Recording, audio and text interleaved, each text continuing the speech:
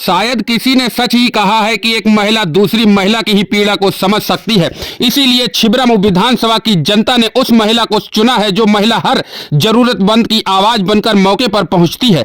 भीषण ठंड में जब कोई अपने घरों से बाहर नहीं निकल रहा है, ऐसे में आशा बहुओं का धरना प्रदर्शन लगातार जारी है, जिसके बाद वह अपने बहनों की आवाज बनकर मौके पर पहुंची और उनसे अनुरोध किया कि जो ताला उन्होंने डाला है उसे खोल दिया जाए, जिससे टीकाकरण सुचारू रूप से चल सके और किसी को कोई दिक्कत न हो। अपनी बहन की आवाज सुनकर आशा बहुओं ने पड़ा ताला खोल दिया।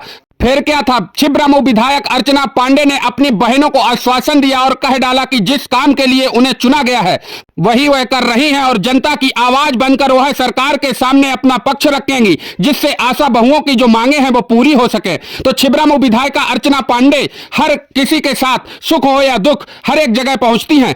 इसीलिए उन्हें छिबरामऊ विधानसभा की जनता नेता नहीं, अपनी बहन, बेटी, बुआ के तौर पर हक से उनसे अपनी बात कहती है और वह जनता की आवाज बनकर सरकार तक लोगों की आवाज पहुंचा रही हैं। इसीलिए जनता ने उन्हें छिबरामऊ विधानसभा से भारी बहुमत से दोबारा विधायक चुना, जिसके बाद लगातार वह अपनों के बीच में पहुंचकर लोगों की आवाज बन रही हैं, जिसके साथ आज आशा बहुओं की आवाज बनकर वह मौके पर पहुंची और उनसे अनुरोध किया, जिसके बाद आशा बहुओं ने अपनी बहन की बात को सुन लिया। आइए सुनाते हैं भाजपा विधायक अर्चना पांडे ने क्या कुछ कहा है।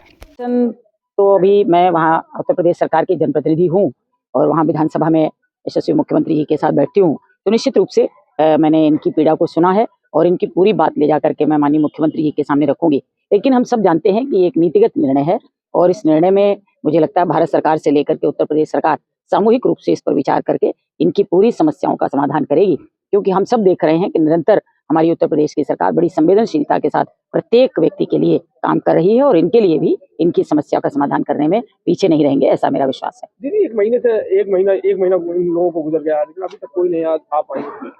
नहीं, ऐसा नहीं है। समय समय पर जहाँ जो होगा उसने उनकी बात सुनी होगी और यहाँ भी अब मुझे लगता है कई बार अपनी बात को कहने का तरीका होता है। तो जो मेरी बहनें कह रही थी, मुझे लगा था कि आप यहाँ शायद स्थानीय स्तर पर हमारे अधिकारी लोग मिलकर के इनकी समस्या का समाधान कर रहे होंगे, लेकिन कहीं कुछ कमी दिखी तो फिर मैं आज आई हूँ। नाकामी मानी जाए अधिकारियों की? नहीं, नाकामी तो नहीं मान सकते हैं, लेकिन इनकी भी मजबूरियां होंगी। इन्हें ऊपर से जैसे निर्देश होते रहे होंगे उस ढंग से इन्होंने किया होगा, लेकिन आज मैं आई हूँ, अभी इनके साथ भी बैठकर बात करूंगी और इनके धरना प्रदर्शन का समाप्त हो जाएगा। अब ये तो इनका प्रदेश स्तर का धरना प्रदर्शन है, अब वहाँ इनके प्रदेश का नेतृत्व जो इनको तय करेगा। लेकिन यहाँ क्योंकि हमारी बहन ने, रानी जी ने हमें कहा था कि जिस दिन आएंगी आप उसी दिन हम ताला खोलेंगे, तो ये तो मुझे पूरा भरोसा है अपनी बहनों पर कि अपनी एक बहन के आने पर आज यहाँ ताला खोलकर काम शुरू करेंगे। दीदी, इस तरह से देखा जाए इनकी जो है छोटी सी मांगे हैं, जिस तरह से आपने कहा है पिछले 2 वर्षों से लगातार ये लोग जो है अपनी मांगों को लेकर धरना प्रदर्शन पर हैं, तो क्या अभी 2 वर्षों से अभी तक